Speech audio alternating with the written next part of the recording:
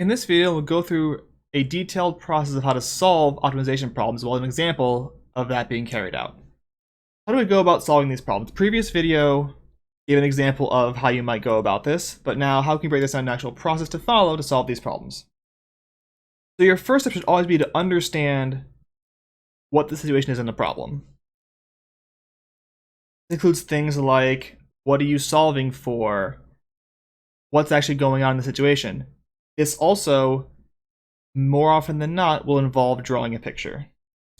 If there's any kind of geometry involved at all, you will want to draw a picture to make sure you know how everything relates to each other. The next thing you want to do is list out all the variables in the problem. So what things can you change, how are they related to each other, and how does everything sort of play together into this problem? So list out variables for all the different things that are changing in the problem. You'll also want to, if you drew a picture, put those variables where they belong in the picture. Next, you want to figure out what is it you're trying to optimize and write an expression in terms of your variables for what that value is. If you can't figure it out, you don't have enough variables, you don't have the right variables, then go back to 2 and change those before you step down to 3.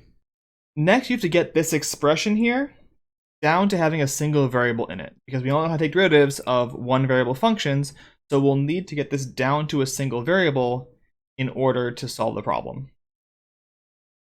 This is usually done using the picture, using any relations defined in the problem statement.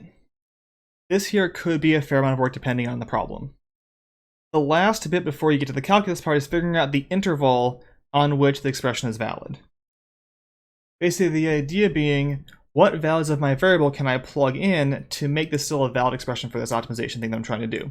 If it's a volume, the volume can't be negative, right? So where does that happen? Where do things go wrong, and how does this all work out? This is usually fairly obvious in the problem statement what's going on here. And now we get to the calculus part, because what do we have now? We have an expression in one variable, we have an interval, and so now we can solve the calculus problem to find the max and min values. We take the derivative, set to 0, find the critical points, plug those and the endpoints into the function. And then the last step, which is another important part of this problem, is to then interpret that answer you get from number 6 in the context of the problem. Or in other words, answer the appropriate question.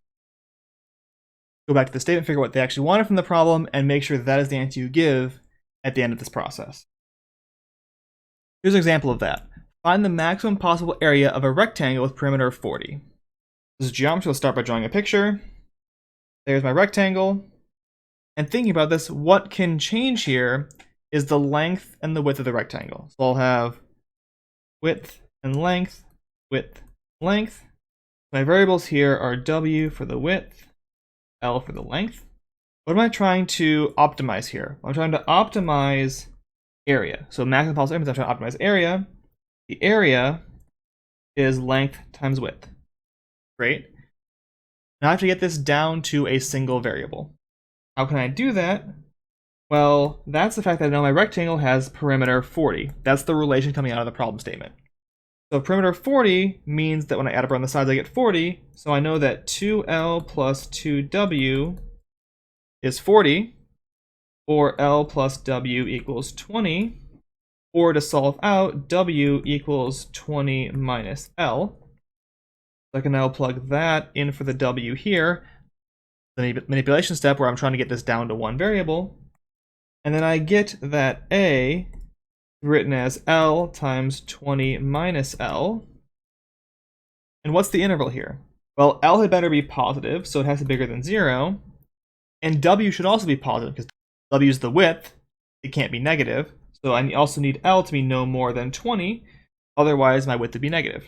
Now here I have the calculus problem that I can solve. And I'll solve the calculus part. I can rewrite my area function as 20L minus L squared. I can differentiate that to get 20 minus 2L. It's a polynomial, so it exists everywhere. Set it to 0, I get L equals 10. I can now build my table for L and A, 0, 20, and the critical point at 10. If I plug in 0, A is 0. If I plug in 20, A is still 0. If I plug in 10, I get 10 times 10 is 100.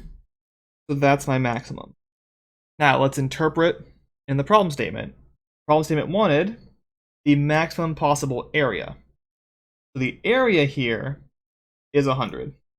This problem could have asked you for what are the dimensions of the rectangle with maximum possible area. Then it would be 10 by 10. So it's important to go back and make sure you know what the problem is actually asking for before you write down the final answer.